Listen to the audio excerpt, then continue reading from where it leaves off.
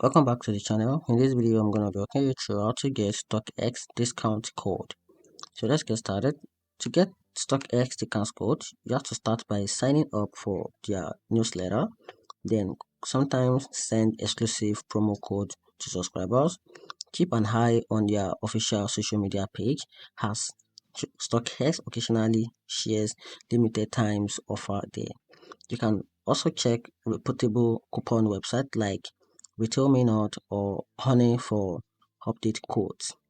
Another tip is to look out for seasonal sales such as Black Friday, Cyber Monday, or back to school event when StockX offer site-wide discounts if you are a student, or you may qualify for student specific discounts through the program like Student Beans, and that's it. So finally, installing the StockX app and sometimes unlock app only deals with promo notification, and that's it. Hope you find the video helpful. If you did, turn on the notification button and subscribe for more. Thanks.